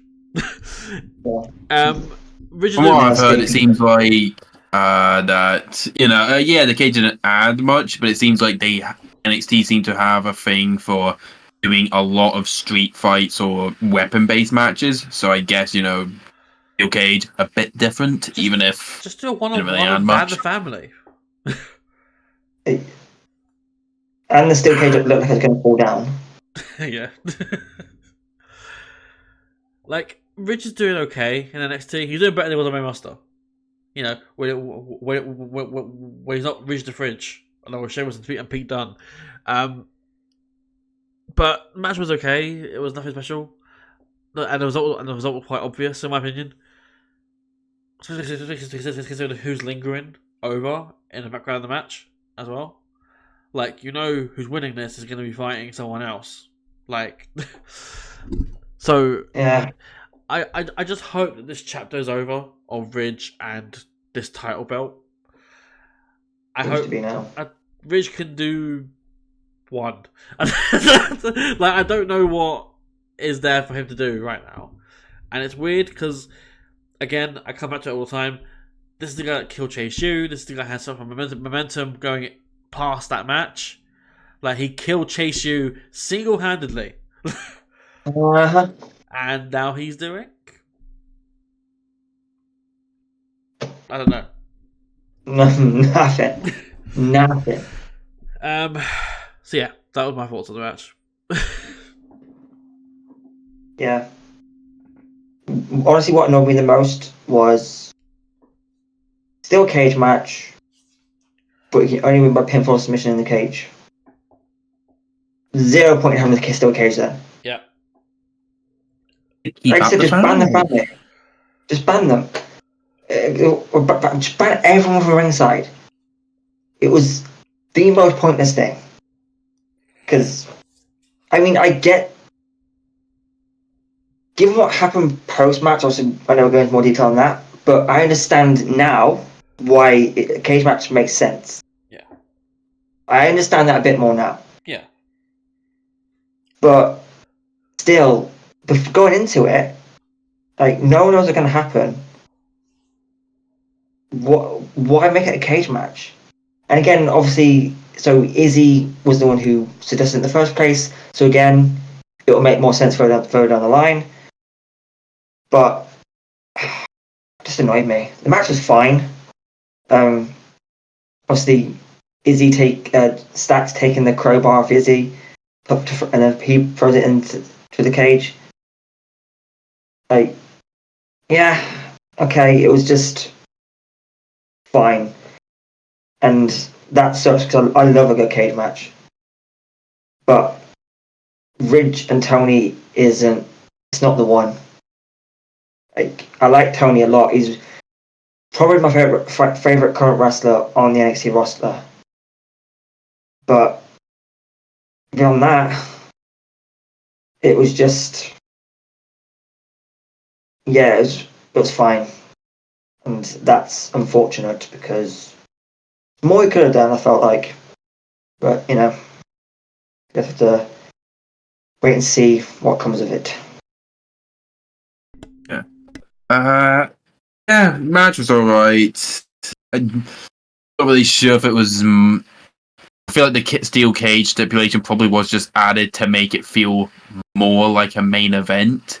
I think if it was just a singles match, but not really got much to say. I've not seen much of Tony D'Angelo, but from what I have seen, it is an improvement. He's definitely. He's turned into a very solid wrestler. The gimmick is, it's good for NXT. I do worry the gimmick would be death on the main roster, and I'm not sure. Like, is he gonna? Yeah, it would not last long. It would just end up being the FBI 2.0. More or less. Yeah, like what we said before. They even had Nutsia on NXT recently. Like, they would, wouldn't they? They did though, didn't they? But they literally Yeah, had Tony D'Angelo versus Nutsia. The main roster, they do the same thing. Yeah. And he'd be the manager or something. But it might mean the return of Chuck Palumbo. You will remember him. Yeah. Hey, I mean, if watched TNA about 6 months ago, there was a new FBI. Yeah. Like an actual, they were the FBI. There's Nunzio managing two guys. Yeah. Like when they tried to bring back the heavenly bodies, it just didn't work. Yeah. But yeah, I feel like Hitro, they try and push the bigger guy. I think Yes, decent enough match, but nothing outstanding to really talk about. Just it was alright. Yeah. Post match, however, exactly. Post match, the family come in to celebrate. But before they can, Ridge attacks both Luca and Stax, and they brawl to the back. This prompts them, basically just Rizzo and Izzy, who are left, and they enter the ring, and they console Tony. Then comes Sean Spears and co. So it is Sean Spears, Jack Perry, Brooks Jensen, and Nico Vance. They're all here. They try to get into the ring, but they can't because Rizzo's preventing them from doing that. Izzy helps up Tony with the crowbar in hand, and then steps behind Tony, and then shut your eyes, folks, because we're supposed to see some brutal violence. Because Izzy swings the crowbar and hits Tony in the knee. Tony goes down. Not the left knee like Ray. No, it was the right knee, to be fair. Oh, dear. Oh. I thought we were going to have another surgery 5 times in my left knee. Bollocks. I had surgery 5 times in my right knee. Forget about it. That's how my pectoral completely off the bone. Rizzo stares on in disbelief. Rizzo stares on in disbelief, and the truth is revealed. Izzy seemingly has sided with Sean Spears and co., and they attack and lay out Tony D'Angelo to basically end the show. So, what did we think about Izzy's swerve on the family? Either I'm just not paying attention to wrestling anymore, or I actually believed Izzy was joining the family. because I didn't see it coming. When Izzy stepped behind, I thought, oh crap, here we go again. But I didn't see it coming. I think they played it really well. Both groups played it really well. And I think the Ridge thing was a setup for all of that. So I think Ridge might end up joining Spears' group as well. Potentially, yeah. And like I said about the steel cage match, now it makes sense. Now it makes sense. I mean, you could have done it. You could have still added the escape thing, but no one actually escaped. Yep. So, but yeah, now it makes sense. Although, is it Nico Vance? Yeah. Yeah. Even though he struggled to lock the cage, but you know, I would have really popped if something happened where it was like they couldn't open the cage door because Rizzo had shut it and locked it or whatever, and then she was like, well, there goes plan A, but there's always a plan B. And then behind Tony, the crowbar to the knee. yeah, I was getting Aces and Eights vibes, and Bully turned on Jeff Hardy. If Spears would have thrown the crowbar to Izzy, I would have just no, that's it, I'm out, I'm gone. But no, I did. Yeah, it was really well done. It genuinely surprised me for a minute. Okay, so this was the plan, but we still don't know what favor Izzy owed Tony in the first place, which is it won't go quiet here. I need to know what happened. Maybe what was the favor? Maybe Tony wanted her to hit him in the leg with a crowbar. I mean, no kink shaming, but that's a weird request. No kink shaming, but yeah, okay. It's just friendly here in HCW. Yeah, if getting hit in the back of your knee is your thing, you do you. But like I said, it surprised me, and when it surprised me, I thought, have I ever seen wrestling before? Because it was so obvious. It is so obvious, yeah. But it's again, I go back to the SNS thing. It's like the Bully Ray thing. I didn't see it. I didn't see it. I saw it coming at some point, but for me, I was so convinced with Kalani joining Sean Smith's group that I sort of just I discounted Izzy being on it, even though it was right there. And I thought it was going to be Rizzo. Yeah.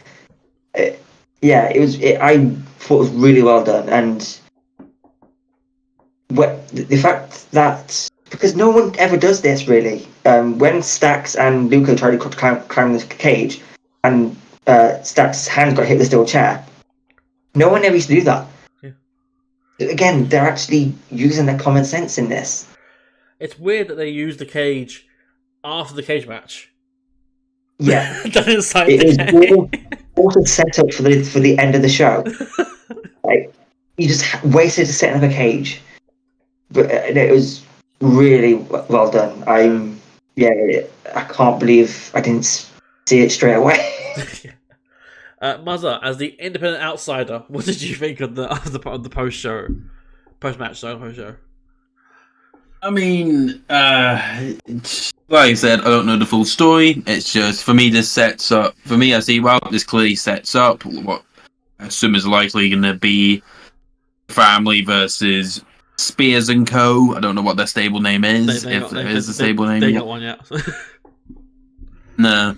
So, and likely will set up, I assume maybe I think it's Stand and Deliver, I assume will be Tony against Spears. I assume that will be the plan. I think they're going to do that at Roadblock. Right, fair enough. I don't know how many more shows there are in between, but So it's well, I mean, you can always prolong it. You're a big 8-man. Vengeance Day is the PLE. Then Roadblock's going to be a Tuesday show, so a T special. And then it's going to Stand Deliver, which is on WrestleMania week.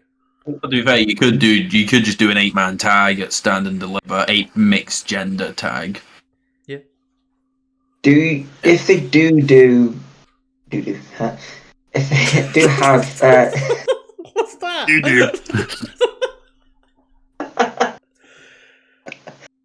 if they do have Tony and Spears at Roadblock, does Spears win, given that it's in New York? Yes. Yeah? Yes. Okay. No, With the chairman. everything is against Tony right now to actually retain that title against Shawn Spears. Like, I would have it be that he loses it. Maybe he regains it for afterwards, but Shawn Spears has maybe like a three or month reign with it or something. But That's fair. I don't think Tony's ready for main roster yet because, as I said before, like if he goes up, they all go up, and they're not already. No. No. So yeah, I think Tony. To be fair, Tony could lose the title anyway, and then go after Overi. Like that would be the next logical step.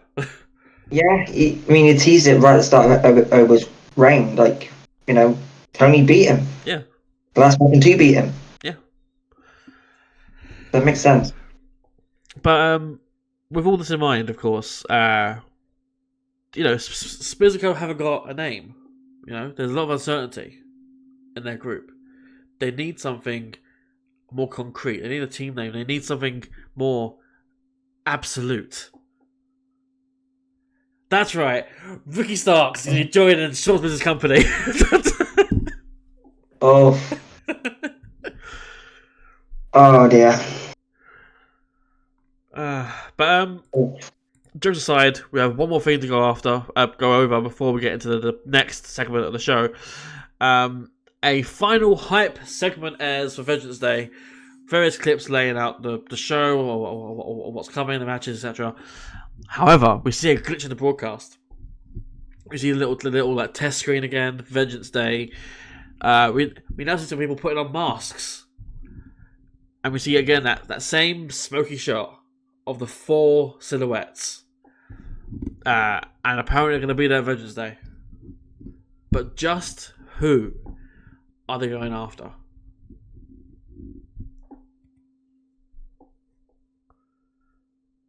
Muzza. Someone. Going after Muzza 44.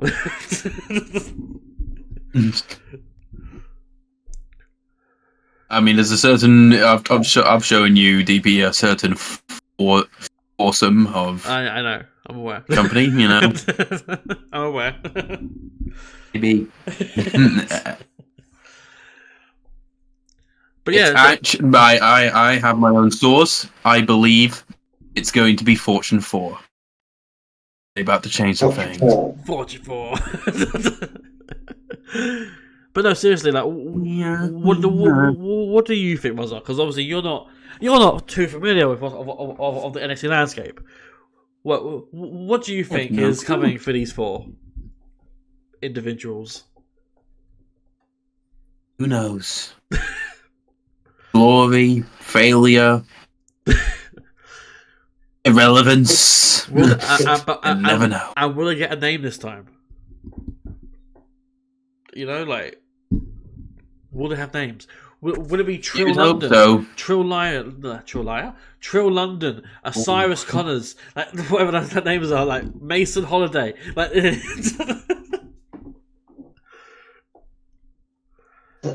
No, forget it's actually gonna be Hayes, James, Holly Vigan, and Jax Presley. So, genuine question, but with this group coming in, do you think it's going to be like 4 guys that have just been on in the Performance Center who they've decided to put together and be like a dominant faction? Or do you think it's going to be like all established stars from the independents? Or is it going to be like Diamond Mine where it's just 1 established star and 3 up and comers? Because I think it's going to be like kind of like a Diamond Mine situation. I think someone who's been NXT for a while is going to be the leader of this group and have just like 3 people just to back him up and beat everyone down. So I think I've got 2 names. Names. We have seen the rumours of a certain signing of another Anawahi. And there is still we assume he is signed. No. A giant Tongan No. will be Ola and anyone else. I reckon it could be those two and two others. We'll find more. The Bloodline dynasty will live on forever. No. We will have its NXT version. No. We have it already with Ava. .com Bloodline. Here we go. Ava is Bloodline. She'll be one of the four. There we go. She'll be back wrestling.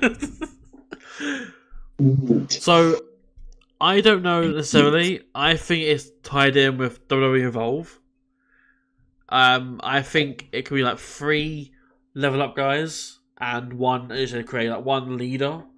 Because one of the people is absolutely, and I don't deny it, is Shaquan Sugars. 100%. Who? Level up guy wears a do-rag.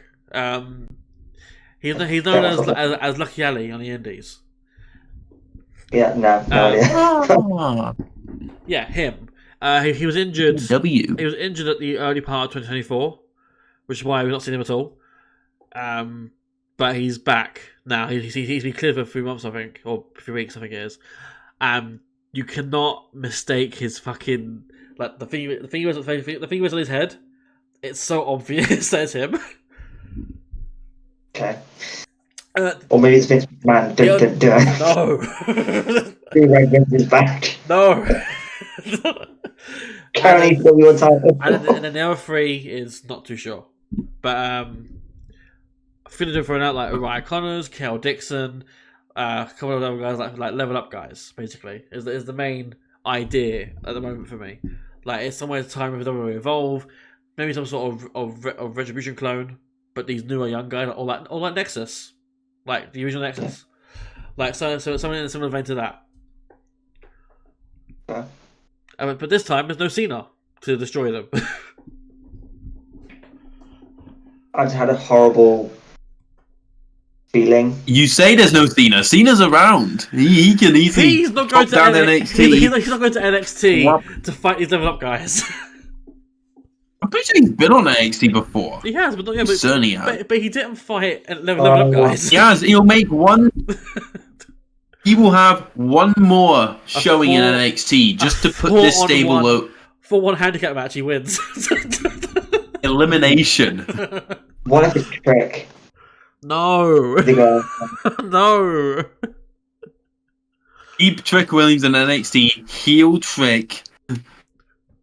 No, what if it's Trick to go after and Trick's like the Superman of this and he I beats can everyone? see it happening, honestly.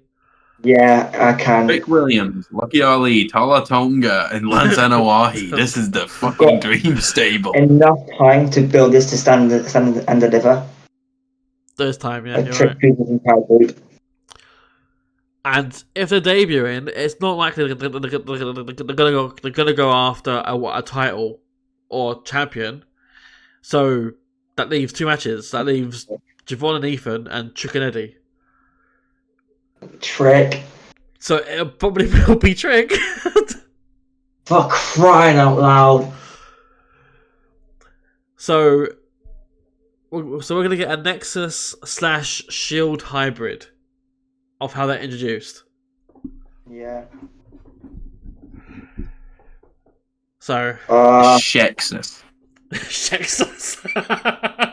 Shexus, the sexiest or the healed?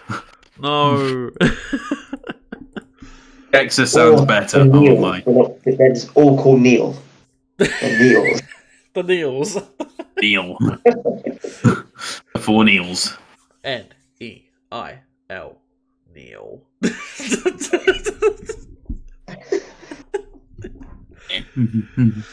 But yeah, with that in mind, that did bring an end to the show, to the end of NXT, but we are not done there. As is tradition with the Go Home Shows reviews, we will be giving our predictions for NXT Vengeance Day. I've got the card here written down in front of me. So, with that in mind, we'll go to the independent outsider first.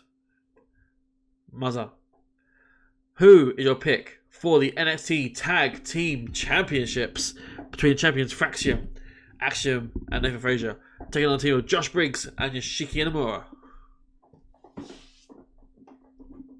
Right, so we've got a big team versus small team. Axiom feel like they've held the tag belts forever, even though I've just noticed they did have it's technically been 2 reigns, but yeah, they've held the belts for a while. They've beaten every team there is. The Nemots. Yeah. Yeah. The Rascals. I feel like I think this will be a good match. I think on paper, Inamo is great. Briggs is a good tag wrestler. Yeah. Fraxium are great. I think Fraxium will retain, but I don't think this is the last match we'll have between teams. No, I agree. I think Fraxium will retain. I think there's some tomfoolery or something that leads to Briggs and Inamura losing, because there's still a whole slew of tag teams, and they're still brawling. They're still constantly fighting. So I think there's something there that leads to Briggs and Inamura losing, and then I think we're getting a massive stand limit match, like 6 teams, ladder match, like. Or tag team gauntlet, something like that. Or something like that, yeah. So that has like a lot of teams involved in it. Yeah. Aria and Soulworker. Yeah, why not? Oh, wow. Yeah. You may as well Yeah. make the titles into gender. Honestly, Stop the system. Why not? So it seems we're pretty much all on the same page, because I'm going with Fraxium, but it won't be the last time Briggs and Inamura challenge. Yeah. I think it's Briggs and Inamura or Hack Attack. They're the 2 teams. Yeah. I think Gotta be. in my head, I don't know why I had OTM originally in my head to be the team to do it. Because in hindsight, they weren't it. Yeah. It's a very interesting call, that one. Okay, let's see. Yeah. But so we all got Fraxium for that one. Move on now to a match that I think will be very divisive. It is, of course, the strap match between Eddie Thorpe and Trick Williams. I'll go first. I think Trick will retain. I think he'll win the strap. He'll retain the strap. Yeah. He'll win. That's not his. It's going to be a bog standard strap match. Nothing special to it going. But we might see the introduction of the Fatal Foursome, which is a name for them. I don't know if there's a name for them, but that could be a name for them. Agreed. Trick's going to win this one, but this is when we'll get a debut of this new group. Maybe they are called Vengeance Day. That won't mind that. Oh man. Maybe they are called Vengeance Day. Or just A bit Vengeance. too close to Judgment Day. And But also, that's fresh in the wind. I don't think they would use the name of the other PLE. You know, it's No. Vengeance Day. Yeah, like, and we Vengeance have Day. we already have too many stables with days in them. New Day, Judgment Day, New Day, Payday. I don't know.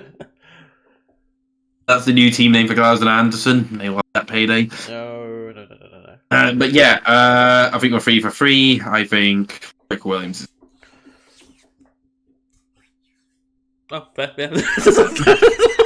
Yeah. It's just cut off straight away. I was like, oh, okay. Hey, now to a match that might actually be divisive. It is the grudge match. NXT are not responsible for any injury to Javon Evans. It is between Javon Evans and Ethan Page. Mr. Impact Craig, you up first. Page. Ooh. I don't really know why. I have no explanation for it. I am just thinking Ethan Page. Obviously, originally first match, I was thinking this is weeks ago when they were just building up to it, I was thinking that Paige is going to beat the living daylights out of Javon, and Cedric Alexander is going to throw the towel in. Cut that now. But obviously, no, it's not quite happening now. But I still think Ethan Page is going to win. Yeah, fair. Muzza, you're up next. I'm going with Ethan Page. I think I've seen a good amount of Javon Evans, mainly off his days in DPW. 20 years old and he's doing that stuff. Incredible. He's going to be one. He's undoubtedly a future NXT champion, but not right now. I think he's just going to. I don't. There might be a rematch down the line similarly, but I think for now, I think Ethan Page. Fair enough.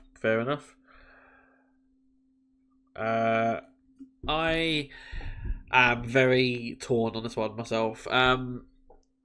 I think I agree with Ethan. I see it being a match where Javon is brutalized. Like, not squash or anything like that. But I think if he gets like 1 or 2 good hits on the jaw, and then that's it. Like, and then he'll probably shatter the jaw again. Like, he'll probably do something more violent. And then that will lead Javon go through another road to recovery. And then Stand Deliver will get a big match between the pair of them. And then that'll be Javon's winning moment. Yeah.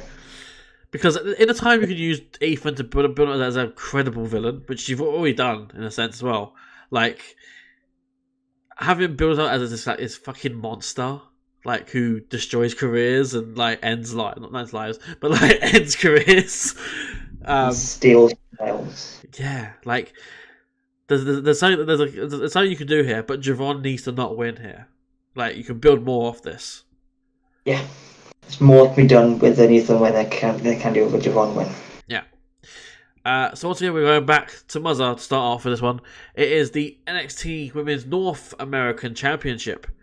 Fallon Henley, the champion, takes on Stephanie Vaquer. A match that seems very certain that you would assume this is going to be a Vaquer win.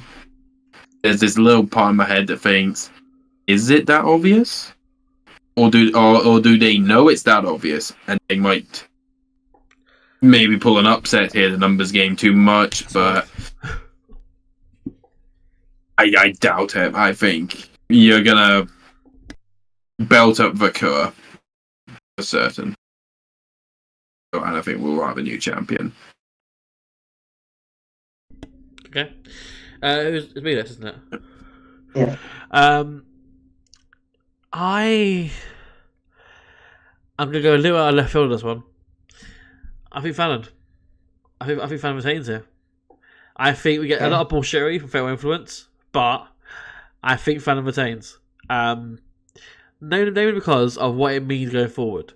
I still think the plan is Vaquer and Julia in the main event, in the Stand Deliver. However, I don't see it being a title. I see it being one title only because there's only two single titles anyway in the women's division. So you need to have another match for that title while Vaquer and Julia fight for the main title.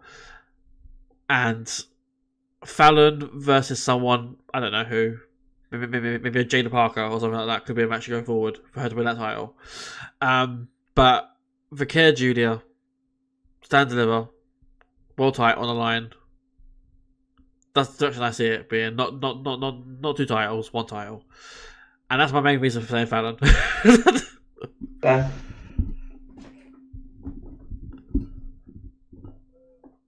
See, when they first started looking towards this match, I was very much on the side of, oh, Stephanie Vaquer's going to win this one. Stephanie Vaquer's going to win this title. Then I was thinking, is it too soon to take the title off Fallon? But then it was too soon to take the title off Kalani. Was this how they're going with that title now? It's really frustrating because I can't call this one. Because there's two ways it could go in that. Stephanie wins, but because Fatal Influence turn on Fallon, or Fatal Influence help Fallon retain the title, which then leads to JC and Jasmine wanting a shot at the title because they helped Fallon retain it. But then leading to a Fatal Influence triple threat at Stand and Deliver. Yeah. So what way are you leaning? I think I'm leaning towards a feud between Fatal Influence for the title.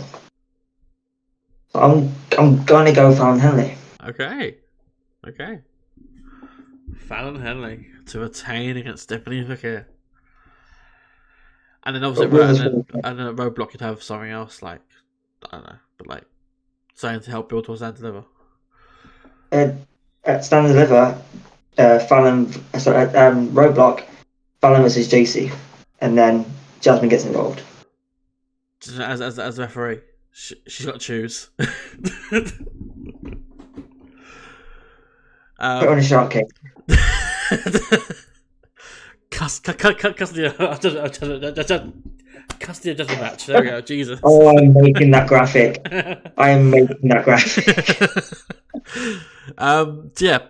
We have got 2-1 there in favour of Fallon, with Muzza going for care. For the NXT Women's World Championship, we've got a fatal 4-way. We have Julia, the champion, taking on Roxanne Perez, taking on Bayley, taking on Cora Jade. Do I need to do you consider this? Like, it's Julia. 100% it's Julia. Like, Roxanne's going main roster. Bayley's come from the main roster. She ain't staying in NXT. And Cora Jade's going to be a future champion at some point in the future. Not right now. Julia is your star, your ace in the hole. Like, literally your main, like, main star in NXT is Julia. Like, 100% Julia all day, every day, A-Town down.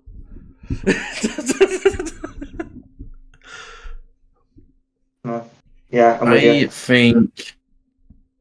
I know who's next. I think Cora Jade will be a new champion, but maybe not in WWE. That's all I'll say. MLW. But yeah, Julia retains. Julia retains as. Yeah, I'm on the same page, Julia. There's no way she's losing this.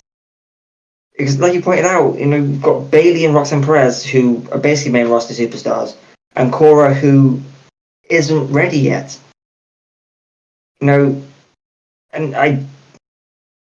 obviously she's feuding with Marsha in TNA, or will be at least at Sacrifice. But I don't see Cora winning any titles for a while. Yeah, that's but I just don't see it happening. And those numbers don't lie. It's about a disaster. This fatal 4-way. See, we're 1-on-1. I mean, Bayley knows she can't beat Julia. So he's not even going to try. So take her to 25% chance of winning, and add to my 35.5% chance of winning.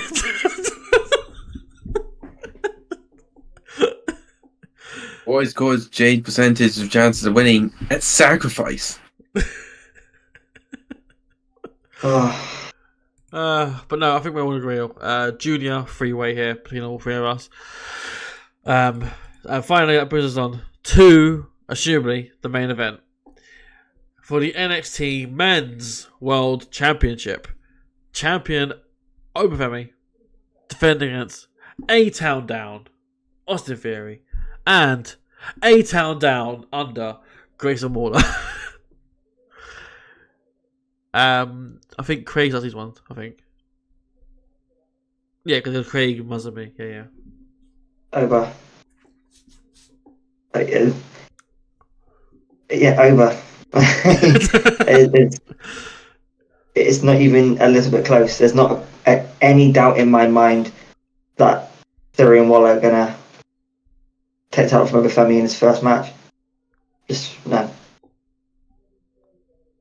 Ooh. I hope this is like Roman Reigns versus Edge versus Bryan Danielson, where Obafemi just stack them both, pin them at the same time, even though that does not work in the rule book. Still, Obafemi stack them and pin them.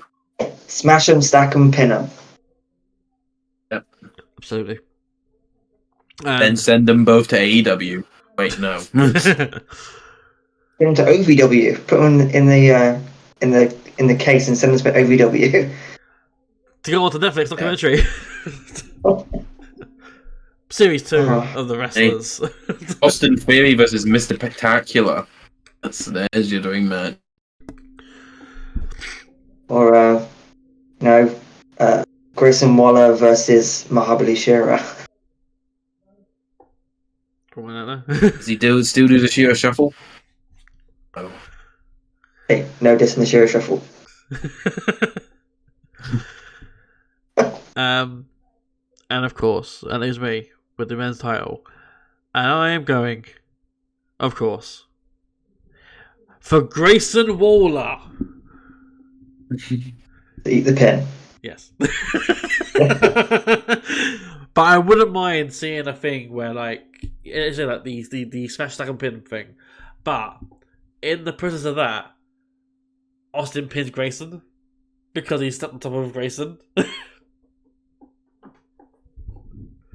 So, dear. So, well, he stacks them both. 1, 2, 3. A-Town down, scream at your new champion. Oh. I wouldn't mind it also, but no. Femi retains. Very clearly. Probably even more clearly than Julia. Like, yeah. Like, at least with Julia, there's a chance she might lose. Like, to Roxanne or something. But, like, Austin Theory being champion doesn't work. And neither Grayson Waller being champion work. So, there's only one way out of this. yeah. With Austin Theory winning the world title. Let's go. So yeah, Femi wins it, and that, I believe, is us going all three on Femi. And with that in mind, that is our predictions for Vengeance Day. And that does bring an end to this episode. Episode 77. 77. I've no idea if it is that or not. I'll find out later in edit. And just say it both times, and then that way you can edit it out. 77. 78. 79. There you go. You're 80. fine now. 69. Wait a minute. But that'll be the end of the show. As always, please follow the outlets just below here. It's updated now. So there's Instagram, Facebook, Twitter, Blue Sky, and TikTok. There's 5 on there. I started off at 5 on there. I don't know how I did it, but it's done. And if you're so inclined, I'm on Twitter. I'm on Twitter at DpuizY. And in regards to my guests, Muzza, where can people find you if they want to follow you? You can follow me on Twitter. I forget my every time because I'm forgetting how this thing works. But yes, you can follow me on Twitter at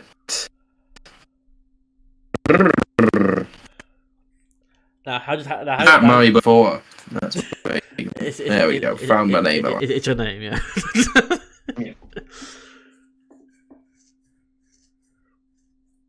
Yes, it was.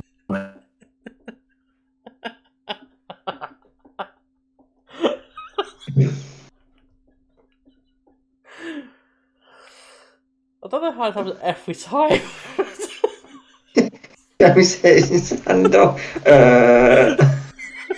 Well, there, folks.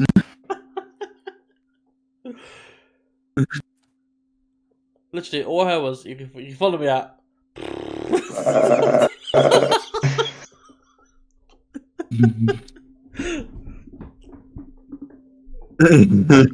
So, Muzza, Yeah, you can. we're going to follow you. Muzza, we're going to follow you.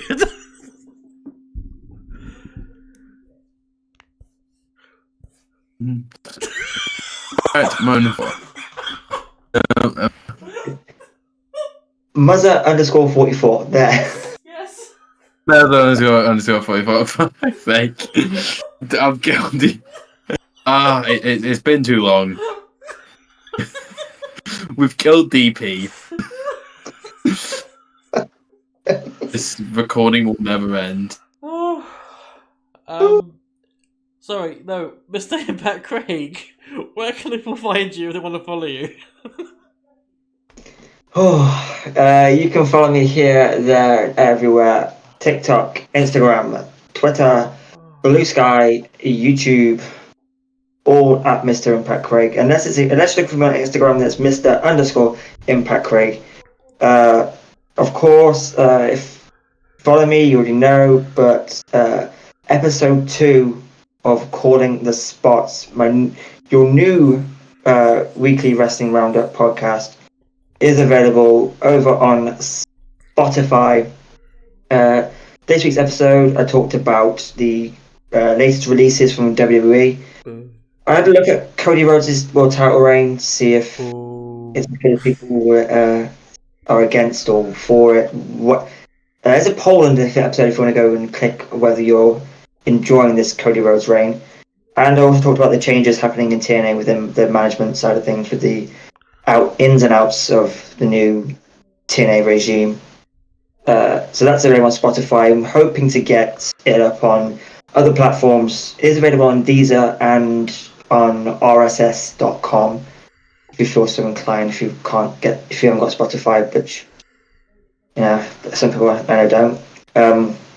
Yeah, just like, share, and support wrestling. Well, hey. And of course, before we do head off, I believe it's confirmed, Mr. Craig, is that confirmed, right?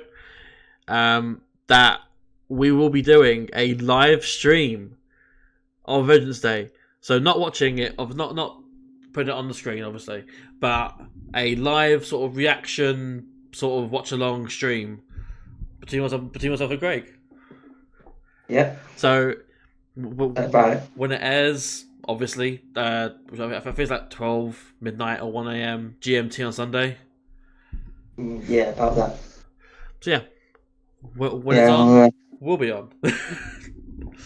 If you're watching by yourself or with friends and you want more people to give an opinion on what they're watching, but can't really answer us back, and if you want to comment, yeah, you know, find us. If you want a third party at your gathering that can't respond to you or talk to you in any way, shape, or form. I mean, if you put comments in. Yeah, that's true. Yeah, you always write your comments next to these people in your party. Yeah, and they will get back to you in 2 minutes' time, depending on if they can be asked looking at the comments. Is there a delay in the stream? Or answers on a postcard, people. Answers on a postcard. Hey. But no, that does bring an end to the show. Everyone's there. Everything's on the screen. Everyone's means will be in the description below as well. And for that, I have been Dan, DpuizY. I've been joined by the wonderful Muzza44 and the always eclectic Mr. Impact Craig. And with that is goodbye. Peace. Bye. I hate you.